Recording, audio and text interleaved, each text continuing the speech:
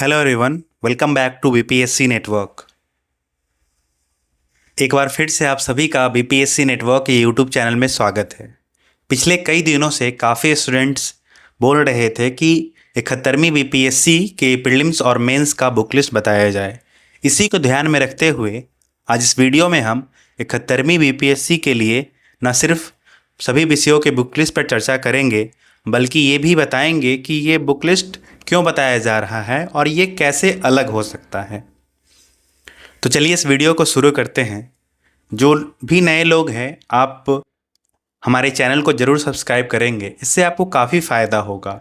जैसे बिहार में होने वाले हर इम्पोर्टेंट एग्ज़ाम और भी अदर इम्पोर्टेंट एग्ज़ाम के बारे में कोई भी अपडेट, कोई भी जानकारी, उसकी स्ट्रैटेजी, उसके नोटिफिकेशन को डिकोड करना, उसमें बताना कि आप इसके लिए एलिजिबल हैं या नहीं हैं, बीपीएससी के लिए और अदर सब्जेक्ट पे चर्चा करना, जैसे कि एसए के लिए आप क्या करेंगे, जीएस के लिए आप क्या करेंगे, जनरल हिंदी के लिए आप क्या करेंगे। इन सभी चीज़ों के सटीक और सही जानकारी के लिए आप हमारे चैनल को ज़रूर फॉलो करेंगे। आप हमें Telegram, Instagram, Facebook, WhatsApp, Twitter हर जगह फॉलो कर सकते हैं by the name of BPSC network. तो चलिए हम इस बुक लिस्ट को शुरू करते हैं। इस वीडियो के अंत में हम बताएंगे कि यदि आपका प्रीलिम्स रुक रहा है, किन्हीं अभ्यर्थी का प्रीलिम्स 2 बार से 3 बार से लगातार रुक रहा है, उनकी मेंस की तैयारी अच्छी है लेकिन प्रीलिम्स में उनका नहीं हो रहा है, तो इस वीडियो के अंत तक आप समझ पाएंगे कि आपका प्रीलिम्स रुका क्यों, आपने ऐसी कौन सी गलतियां की हैं जिस वजह से आपका प्रीलिम्स रुका है। तो इस पहले बुक लिस्ट समझेंगे, फिर इस चीज़ को समझेंगे कि आपका प्रीलिम्स रुका कैसे है। फिर नेक्स्ट वीडियो में हम बात कर लेंगे प्रीलिम्स की स्ट्रैटेजी के लिए, फिर मेंस की स्ट्रैटेजी के लिए, फिर हम समझाएंगे कि बीपीएससी क्या है, बीपीएससी क्यों कर सकते हैं, उसका तैयारी क्यों करना है, बीपीएससी का एग्ज़ाम पैटर्न क्या होगा, फॉर्मेट क्या होगा। तो पहले बुक लिस्ट से शुरू करते हैं।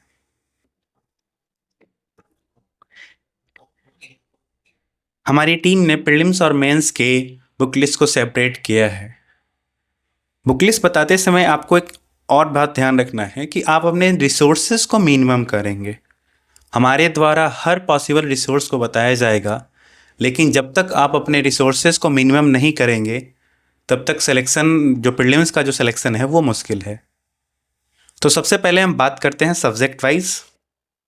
हिस्ट्री के लिए प्रीलिम्स में आप ओल्ड एनसीईआरटी का जो एंशिएंट एंड मेडिएवल इंडिया जो होता है, आर.एस. चंद्रा और सतीश चंद्रा के द्वारा जो लिखा गया है, आप उसे पढ़िए। वो काफ़ी अच्छी बुक है। ऐसा नहीं है कि आप एंशिएंट हिस्ट्री के लिए आप काफ़ी 10 किताब पढ़ रहे हैं, वो मत पढ़िए। एक चीज़ और मैं बताना चाहूँगा, इसमें लुसेंट आप ज़रूर ऐड करिए, old NCERT plus Lucent. Lucent को काफ़ी लोग इग्नोर करते हैं, लेकिन वो इग्नोर करने लायक सब्जेक्ट, वो इग्नोर करने लायक बुक है नहीं। लुसेंट में इतनी अच्छी तरीके से एंशिएंट को समझाया, बताया गया है, उसका नोट्स दिया गया है, वो क्रक्स है। जब तक आप उसे अच्छे से याद कर लेंगे, आपका एंशिएंट का क्वेश्चन नहीं रुकेगा। इस बार जो क्वेश्चन आया था, जो वो हिस्ट्री के काफ़ी क्वेश्चन लुसेंट से डायरेक्ट बन सकते थे, आप इसको इग्नोर नहीं करेंगे। मॉडर्न के लिए मैं आपको, सभी लोग सजेस्ट करते हैं स्पेक्ट्रम, मैं भी आपको वो सजेस्ट करता हूँ, लेकिन उसको लिमिटेड वे में पढ़ना है। स्पेक्ट्रम जो होगा वो लिमिटेड होगा, मतलब ऐसा नहीं कि पूरी की पूरी बुक लेके पढ़ने बैठ गए। सबसे पहले स्पेक्ट्रम का आप पीछे के जो कुछ पेजेस को देखेंगे, अपेंडिक्स जिसे बोलते हैं, उसमें काफ़ी इंपॉर्टेंट फैक्ट है, इंफॉर्मेशन है, आप उसे याद करेंगे। जो स्पेक्ट्रम के हर चैप्टर के बाद में जो समरी है, आप उसे पढ़ेंगे। जैसे आप पढ़ेंगे, उसमें हर समरी में लिखा हुआ है कि ये बैटल यहाँ हुआ, बैटल ऑफ बैंडिवस कब हुआ, ब्लू वाटर पॉलिसी किसका था, वो उसकी समरी में लिखा हुआ है। तो आप जब स्पेक्ट्रम को आप जब मेंस के लिए पढ़ेंगे तो आप कुछ कुछ पॉइंट को उसमें नोट कर लेंगे, नोट्स के रूप में ऐड कर लेंगे। प्रीलिम्स के लिए आप आराम से लुसेंट पढ़िए, ओल्ड एनसीईआरटी में और का एंशिएंट मेडिवल पढ़िए और लुसेंट पढ़िए। मॉडर्न के लिए भी आप लुसेंट पढ़ लीजिए और स्पेक्ट्रम पढ़ लीजिए। यदि आपको स्पेक्ट्रम में अच्छा नहीं लगता है, स्पेक्ट्रम समझ नहीं आता है, तो आप जो डिस्ट्री का जो क्विक बुक आता है वो पढ़ लीजिए, वो आसान है, अच्छा है वो। एक बात और, जो घटना चक्र आएगा, जब तक आप इसको नहीं बनाएंगे, जब तक आप PYQ को नहीं बनाएंगे, जब तक आपके पास कोई भी शॉर्ट नोट्स या साइनोप्सिस नोट्स अपने पास नहीं होगा, अपने हैंड रिटन में, या आपका जो नोट्स है वो आपके पास नहीं होगा, जब तक वो नोट्स 4 बार रिवाइज नहीं होगा, तब तक आपका प्रीलिम्स रुकेगा। हिस्ट्री में आपको ये करना है, घटना चक्र को बनाना ही बनाना है। जब हम बात करेंगे मेंस के बुक लिस्ट के लिए, तो आप आर्ट एंड कल्चर में 11th की NCERT जो आती है, फाइन एंड आर्ट्स बोलते हैं उसे, वो आप पढ़ेंगे। यदि ये नहीं पढ़ना चाहते तो डायरेक्ट नितिन सिंघानिया पढ़िए। यदि ये दोनों में से कोई एक करना है, ऐसा नहीं कि सभी करना है, जिसमें और लिखा हुआ है ना, यदि इसमें लुसेंट नहीं करना चाहते हैं तो डिस्ट्री का क्विक बुक कर लीजिए, यदि स्पेक्ट्रम नहीं करना चाहते हैं मॉडर्न के लिए तो क्विक बुक पढ़ लीजिए। यदि आप इसमें से NCERT नहीं करना चाहते तो नितिन सिंघानिया पढ़ लीजिए। इसमें कुछ मैप्स, जो कुछ फिगर्स होगा उसको बनाने का प्रयास करेंगे, अपने नोट्स लिखेंगे, नोट्स बनाएंगे, जैसे कि चैत्य का डायग्राम कैसा है, महाविहार का डायग्राम कैसा है, आप इस फिगर को याद करेंगे, लिख लिख के बनाएंगे, याद करेंगे, तब होगा। जैसे कि स्पेक्ट्रम पढ़ेंगे हर साल, जैसे अब एक्ट पूछने लगा है, इस बार 1861 का एक्ट पूछा, हर बार एक्ट पूछता है, तो ये एक्ट डायरेक्ट आपको स्पेक्ट्रम में मिलेगा। टोटल 114 मार्क्स का क्वेश्चन आएगा हिस्ट्री में। इसमें आप मेनली जो मॉडर्न पार्ट का जो 1857 के बाद का जो पोर्शन है वो आप पढ़िए। कब तक पढ़ना है आपको? नेहरू से पहले तक का। स्पेक्ट्रम में इतना ही पढ़ना है, ऐसा नहीं कि शुरू से चैप्टर 1 से नहीं पढ़ना है। 1857 के बाद से लेके नेहरू से पहले तक, 1964 से पहले नोट्स बनाना है इसको। पॉलिटी के लिए सभी लोग बोलते हैं लक्ष्मीकांत, हमारी टीम ने भी लिखा है लक्ष्मीकांत। Laxmikant is good. लक्ष्मीकांत के लिए उसमें आपके लिए प्रीलिम्स के लिए फैक्ट मिलेंगे, लेकिन लक्ष्मीकांत का जो उसे रिवाइज करने का जो प्रोसेस है, उसको रिवाइज जो करना पड़ेगा वो काफ़ी हेक्टिक होगा आपके लिए। यदि आपने यूपीएससी के लिए पढ़ा है, यदि आपने लक्ष्मीकांत को काफ़ी पढ़ा है तो वेल एंड गुड। यदि आपने नहीं पढ़ा है, आप क्विक बुक पे जाएंगे या लुसेंट पे जाएंगे, या यदि आपको अच्छा लगता है तो आप दोनों पे जाइए। यदि आपको लक्ष्मीकांत पसंद है, लक्ष्मीकांत पढ़िए, वेल एंड गुड।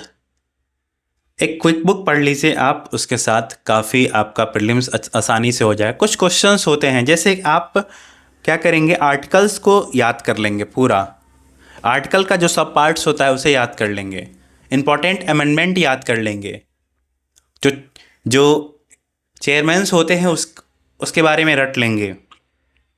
बस आपका प्रीलिम्स का में पॉलिटी का क्वेश्चन हो जाएगा। कुछ क्वेश्चन टफ होंगे,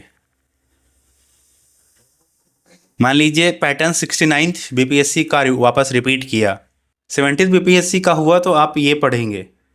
यदि पैटर्न हमें नहीं पता ना पैटर्न कैसा हो सकता है, 69th हो सकता है, 68 हो सकता है, या 70th हो सकता है। हम लोग को तैयार करना होगा अपने आप को हर सिचुएशन के लिए। तो आप लक्ष्मीकांत के साथ कोई भी एक डिस्ट्री या क्विक बुक या लुसेंट याद कर लेंगे, आपका काम चल जाएगा। जब हम मेंस की बात करेंगे, इसमें क्लास 9th 10th और क्लास 11th की जो NCERT है उसे आप कंप्लीट करेंगे। इसमें 12th की भी NCERT ऐड है। जो जो कंटेम्प्रेरी पॉलिटिक्स, वर्ल्ड पॉलिटिक्स के बारे में बात कर डील करता है। ये जो बुक है पॉलिटिकल थ्योरी, इसमें आपको पता चलेगा, इसमें जब इस बुक को आप कभी खोलेंगे उसमें लिखा होगा, चैप्टर वाइज है, इक्वलिटी क्या होता है, फैटर्निटी क्या होता है, सेक्युलरिज्म का मतलब क्या है, डायरेक्ट आपको समझाया जाएगा इस एनसीईआरटी के बुक से। तो आप समझ सकते हैं ये क्लास 9 से लेकर 12 तक की एनसीईआरटी कितनी इंपॉर्टेंट है पॉलिटी के लिए। लक्ष्मीकांत सभी पढ़ते हैं, आप लक्ष्मीकांत पढ़ लीजिए। यदि आप इतना नहीं करना चाहते हैं तो किसी भी इंस्टीट्यूट का नोट्स उठाइए और नोट्स पढ़ लीजिए। पॉलिटी के नोट्स काफ़ी इंस्टीट्यूट अच्छे बनाते हैं, और ऐसा नहीं है ये बीपीएससी के इंस्टीट्यूट का नहीं, थोड़ा सा लेवल ऊपर करिए, यूपीएससी के लेवल का इंस्टीट्यूट का नोट्स देख सकते हैं जो आपको समझ में आए। हाँ, लेकिन हालांकि इसमें भी कुछ नोट्स बीपीएससी में भी अच्छे होते हैं, लेकिन मैं रिकमेंड करूँगा आपको ये करने के लिए। ये एनसीईआरटी आप ज़्यादा समय लेंगे नहीं। लक्ष्मीकांत पे आपको अच्छा, यदि अच्छा समझ में आ गया तो आपको ये पॉलिटी का क्वेश्चन सॉल्व करने के लिए कोई नहीं रोक सकता है। लेकिन पॉलिटी में कुछ क्वेश्चंस आएंगे करंट से ऐड, जैसे अभी प्रेसिडेंट रूल के बारे में, मणिपुर के बारे में आया क्वेश्चन 17वीं बीपीएससी के एग्ज़ाम में, कोलिशन गवर्नमेंट के बारे में आया, उसे आप कैसे सॉल्व करेंगे? यदि आपने अच्छे से लक्ष्मीकांत को पढ़ा है, यदि आपने अच्छे से पूरे सिलेबस को पढ़ा है, तो आपका ये क्वेश्चन सॉल्व हो जाएगा।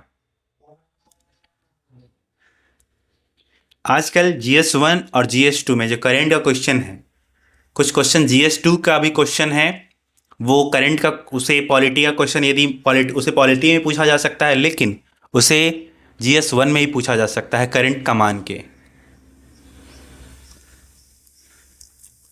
हम बात करते हैं सबका फेवरेट सब्जेक्ट ज्योग्राफी, कुछ का फेवरेट नहीं भी हो सकता है, लेकिन आप इसे समझेंगे काफ़ी आसान है ये। क्लास 11th और 12th की एनसीईआरटी जो होगी वो काफ़ी इम्पॉर्टेंट है हमारे ज्योग्राफी के लिए, या और लुसेंट कर लीजिए, काफ़ी है। यदि आप ये नहीं कर सकते हैं तो एनसीईआरटी के साथ ये क्विक बुक कर ही लेना है। यदि आप ये भी नहीं करना चाहते हैं तो आप PMFIS की जो बुकलेट आती है ज्योग्राफी की, इनकी ज्योग्राफी काफ़ी अच्छी है, PMFIS की ज्योग्राफी काफ़ी बेहतर है, आप ये कर सकते हैं।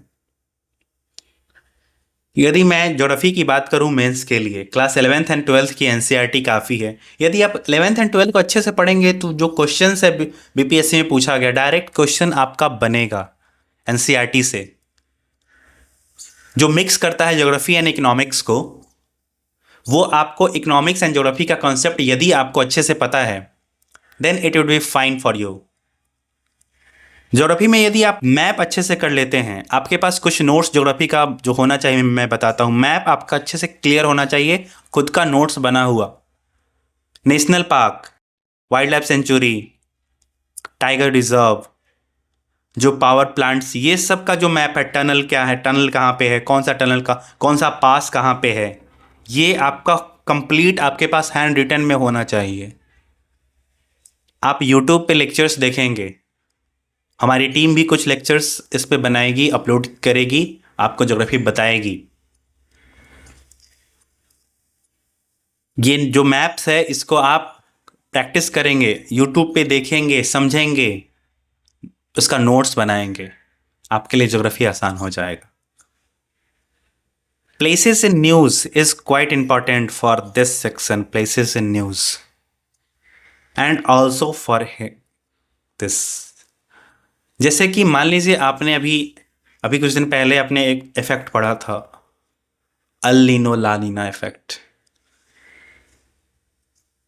या कहीं पे भूकंप आ गया, कहीं पे सुनामी आ गया, तो आप उसके कंसेप्ट को रिवाइज करते रहेंगे तो आपके लिए आसानी हो जाएगा ये।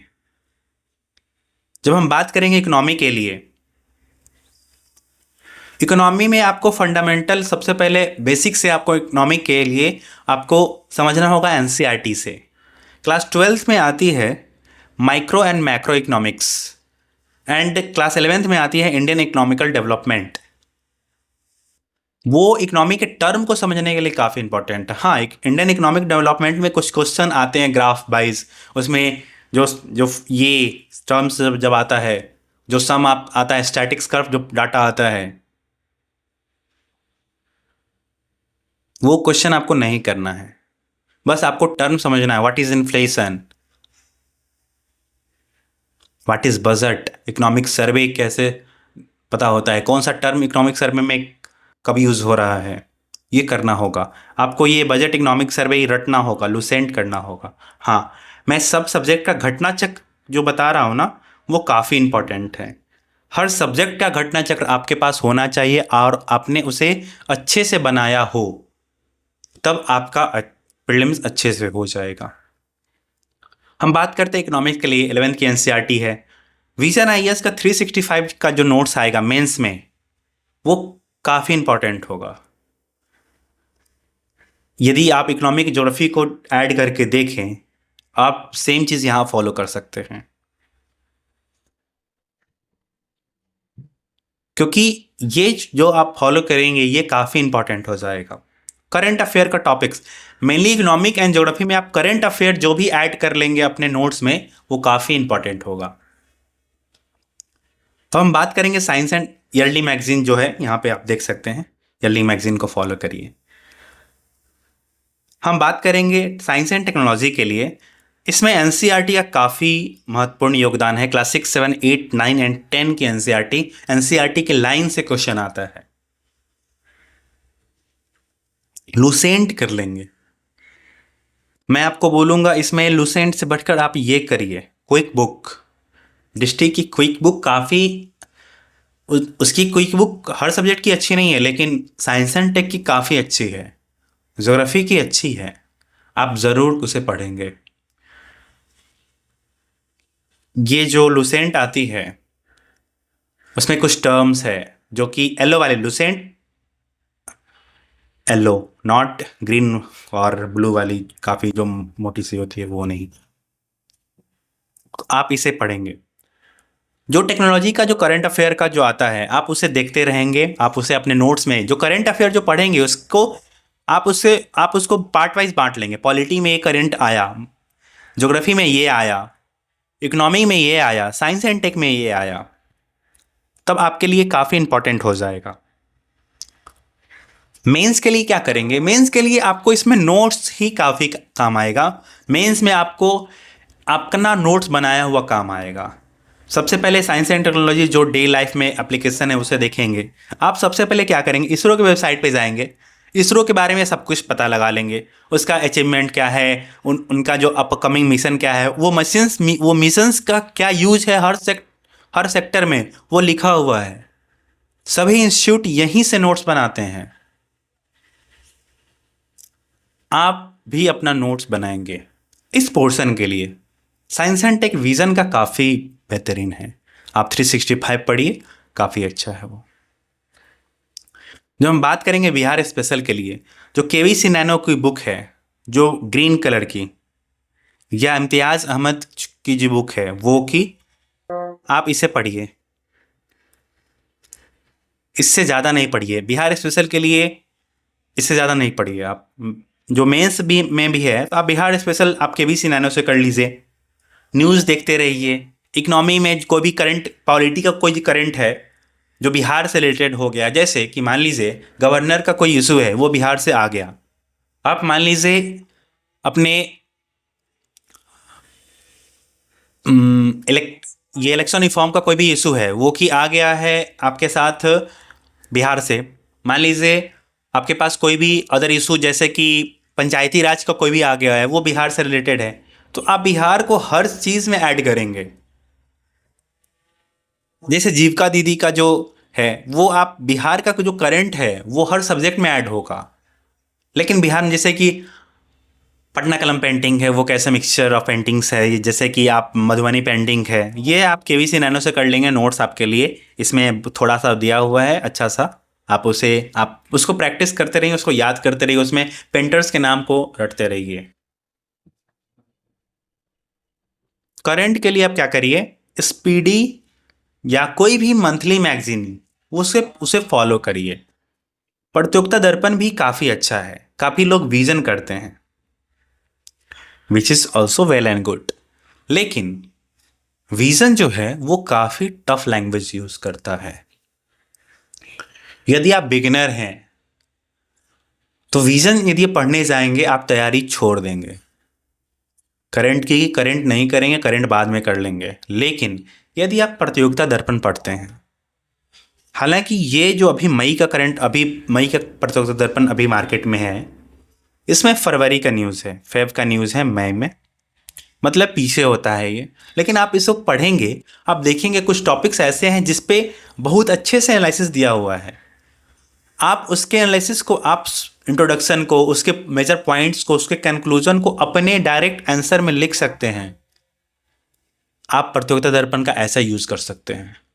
ये विजन जो आप यूपीएससी लेवल का जो कर रहे हैं, which is also well and good, वो यूपीएससी लेवल का आपको एक अंडरस्टैंडिंग देगा। लेकिन आप बिगिनर हैं तो आप यहां से करिए। जब एग्जाम के पास आएगा आप क्या करेंगे, करंट अफेयर का जो मंथली होगा, वन लाइनर टाइप का करंट अफेयर होगा। मेनली करंट अफेयर काफ़ी हेक्टिक हो गया है स्टूडेंट्स के लिए। जो विजन कर रहे हैं ठीक है, प्रतियोगिता दर्पण आपको मेंस में भी काम आएगा, काफ़ी काम आएगा। यहाँ पे देखिए मेंस के लिए लिखा हुआ है विजन, यस।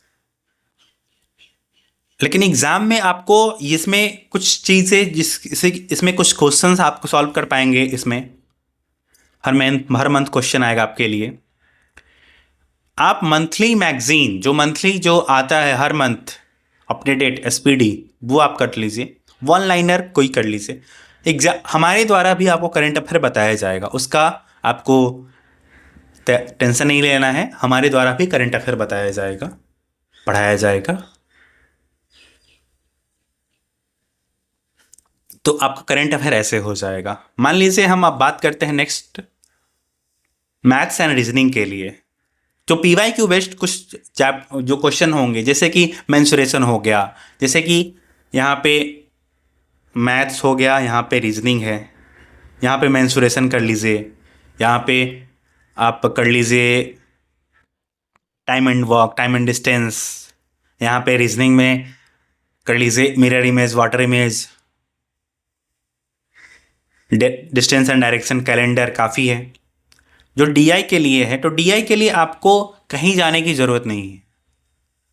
डीआई हमारे द्वारा बहुत अच्छे से पढ़ाया जाएगा। आपको 72 आउट ऑफ 72 मार्क्स यदि आप अच्छे से डीआई करेंगे, हमारे द्वारा बताए गए स्ट्रैटेजी को फॉलो करेंगे, आप उसे पढ़ेंगे, आप उसे देखेंगे, आप लेक्चर्स को देखेंगे, तब आपको समझ में आएगा कि डीआई कितना आसान है और आप कितने अच्छे से कर सकते हैं। तो डीआई के लिए आपको कहीं जाने की ज़रूरत नहीं है। सभी बोलते हैं बस पीवाईक्यू कर लीजिए, पीवाईक्यू कर लीजिए। आप नया क्वेश्चन भी करिए, नए पैटर्न पे कुछ टफ क्वेश्चन करिए, कुछ मॉडरेट क्वेश्चन करिए। आप इजी, मॉडरेट, टफ के वे में करिए। डीआई के लिए आपको थोड़ा भी टेंशन लेने की ज़रूरत नहीं है। ऐसे के लिए अब क्या होगा, ऐसे एक आर्ट है लिखना, ऐसे लिखना एक आर्ट है। ये पूरी तरह से आर्ट है एक, जो कि मेंस में आपको काम आएगा। आप इसके लिए क्या करिए, न्यूज़पेपर पढ़िए, कुछ इंपॉर्टेंट बुक्स आती है, ऐसे कि नहीं नॉर्मल बुक। यदि आप नोवेल पढ़ते हैं, यदि आप किसी पॉलिटिकल थिंकर का बुक पढ़ते हैं, कुछ ऐसी नॉवेल्स पढ़ते हैं जो कि समाज के लिए अच्छी है। जैसे यदि आप पढ़ेंगे,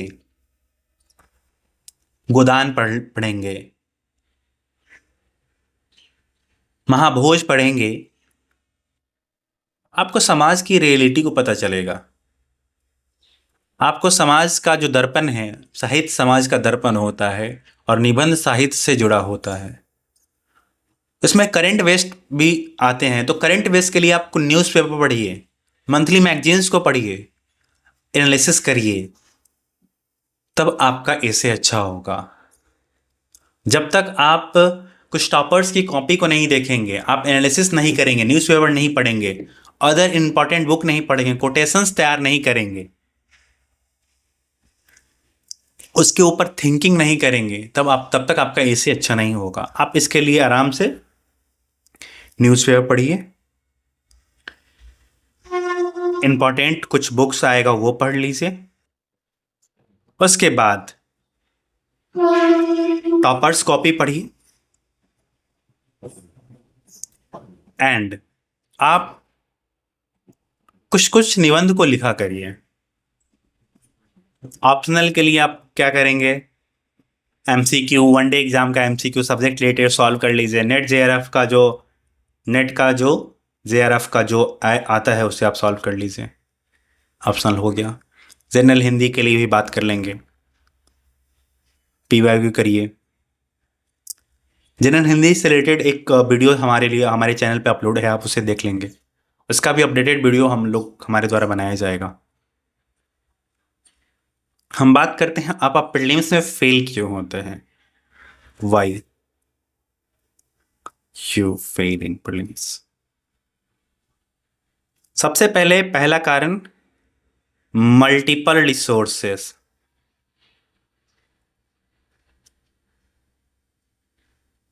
दूसरा कारण फोमो। तीसरा कारण लैक ऑफ रिवीजन।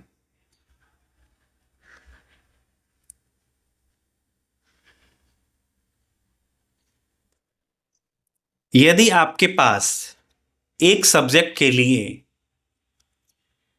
2 से अधिक बुक है, मान लीजिए एनसी, मैंने एक स्टूडेंट को देखा है उसके पास हिस्ट्री के लिए 7 बुक है, वो इन सभी बुक को पढ़ा है लेकिन उसका प्रीलिम्स कभी नहीं हुआ, बिकॉज वो अपने आप को हिस्टोरियन समझता है, अपने आप को समझता है कि हिस्ट्री में जब इतना क्वेश्चन आ रहा है गलत कैसे हो जाएगा। आप यदि 150 में 150 मार्क्स लेके आएंगे, आपको कौन आएगा क्राउन पहनाने, कोई नहीं आने वाला है क्राउन पहनाने। आप 150 में 150 मार्क्स लाके क्या कर लेंगे। यदि कोई स्टूडेंट 91 मार्क्स लाके मेंस लिख रहा है, आप 150 में लाके मेंस लिख रहे हैं, इसका मेंस यदि हो जा रहा है आपका नहीं हो रहा है, तो आप ये 150 मार्क्स लाके क्या कर लिए, कुछ नहीं किए, कोई क्राउन नहीं पहनाने आया आपको। बीपीएससी की तरफ से कोई भी वो ऑफिशियल लेटर नहीं आएगा कि आप सबसे अच्छे स्टूडेंट हैं, आपने इतना स्कोर कर लिया। क्यों क्यों करना है हमें 150 स्कोर।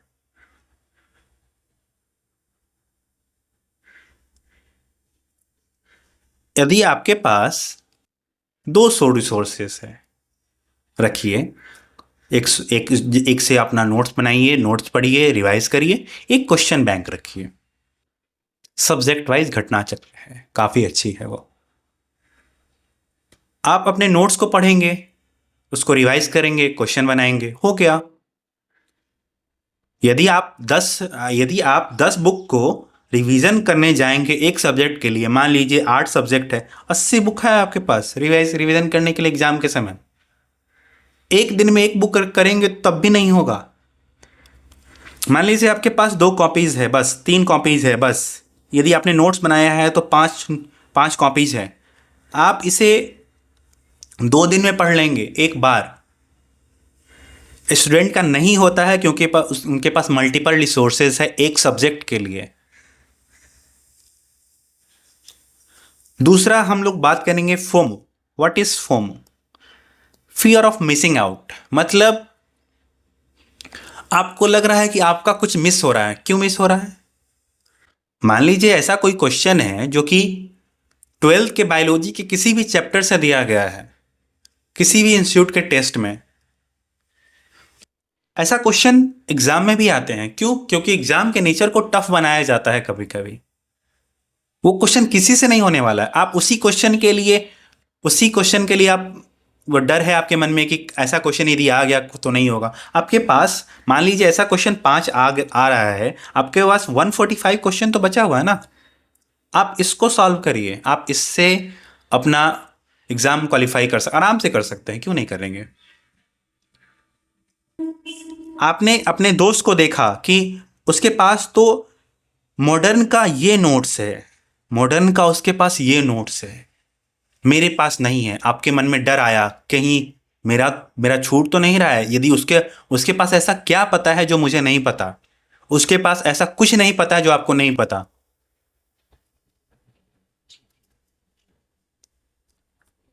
उसके मॉडर्न की बुक में ऐसा कुछ नहीं है जो आपके मॉडर्न के बुक में नहीं है। यदि आपको हिस्टोरियन बनना है तो आप 10 नोट्स पढ़िए। यदि आपको पॉलिटिकल साइंटिस्ट बनना है तो आप 10 पॉलिटी का नोट्स पढ़िए। आपको जियो साइंटिस्ट बनना है तो आप 10 तरीका का नोट्स पढ़िए। क्यों पढ़ेंगे? 2 नोट्स है ना, वो पढ़िए। फिर आप मिसिंग आउट खत्म हो जाएगा। जिस दिन ये खत्म हो गया आपका प्रीलिम्स निकल जाएगा। तीसरा बात कर लेंगे, लैक ऑफ रिवीजन। यदि आपने रिवीजन नहीं किया है आपका प्रीलिम्स बहुत मुश्किल है। यदि आपने रिवाइज नहीं किया है आपका प्रीलिम्स नहीं होगा। कम रिसोर्सेस, हमारा एक ही थॉट होना चाहिए कि मिनिमम रिसोर्स मैक्सिमम आउटपुट। और अभी का जो समय है मई भर, मई से आप 15 जून तक आप आराम से, यदि मान लीजिए एग्जाम सभी बोल रहे हैं कि सितंबर में होगा, तभी भी आप 15 जून तक मेंस पढ़ सकते हैं। क्योंकि यदि प्रीलिम्स के बाद यदि सोचेंगे मेंस करना, लीफो स्ट्रैटेजी जो होता है LIFO, last in first out, यदि लास्ट में पहले है, लास्ट में कोई चीज़ है तो उसे पहले करिए। मान लीजिए आपने एग्ज़ाम दिया होगा, आपने अपने 11th में 12th में अपने एग्ज़ाम दिया होगा, तो लास्ट मान लीजिए 5 पेपर हैं आपके पास, तो आप इसका सबसे पहला दिन, मान लीजिए आपके पास 10 दिन का समय, आप स्टार्टिंग इससे करेंगे ना, तो ये जो पेपर है मैक्सिमम बेकार चला जाएगा। क्यों? क्योंकि आप इसको पढ़ने में 9 दिन लगा, इसको पढ़ने में 1 दिन नहीं। आप क्या करेंगे, यहां से शुरू करेंगे, last in first out. Last में जो है उसे पहले निकालो। अभी आप आराम से मेंस कर सकते हैं, उसका नोट्स बना सकते हैं। हाँ, प्रीलिम्स करिए। मान लीजिए आप 8 घंटा रोज पढ़ते हैं तो 2 घंटा भी प्रीलिम्स करिए, 3 घंटा कर सकते हैं। लेकिन यदि आप चाहेंगे 8 का 8 घंटा प्रीलिम्स करेंगे, नहीं होने वाला है आपका फिर मेंस। और यही सच्चाई है। यदि आपको एक्सेप्ट करना है आप एक्सेप्ट करिए, आप यदि एक्सेप्ट नहीं करना चाहते हैं तो भी यही सच्चाई है जो कि बदलेगा नहीं।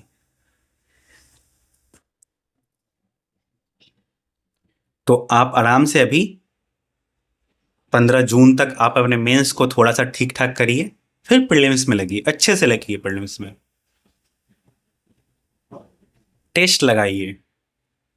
ये जो बुक लिस्ट है, ये जो सारा कुछ है, ये हमारे प्रत्यक्ष बैच में सब कुछ चलाया जा रहा है, बताया जा रहा है, समझाया जा रहा है। यदि आप अभी से प्रीलिम्स करने लगेंगे तो फिर मेंस नहीं होने वाला है। प्रीलिम्स में समय है, प्रीलिम्स की तैयारी हो जाएगी।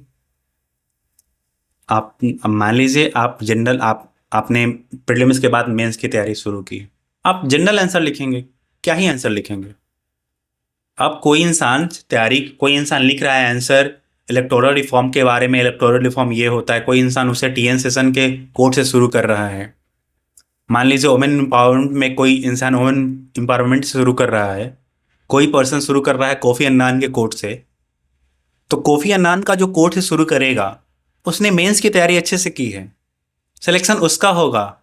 ना कि जो स्टूडेंट डायरेक्ट वुमेन रिफॉर्म पे शुरू किया है, ना कि उसका होगा जो डायरेक्ट इलेक्टोरल रिफॉर्म से शुरू किया है। कमिटीज का जो रिपोर्ट नहीं डाला है, जो कमिटीज का रिपोर्ट डाला है, तो जो तैयारी करेगा वही तो बता पाएगा ना। इसलिए आपको इसके लिए समय देना होगा, पढ़ना होगा ठीक से।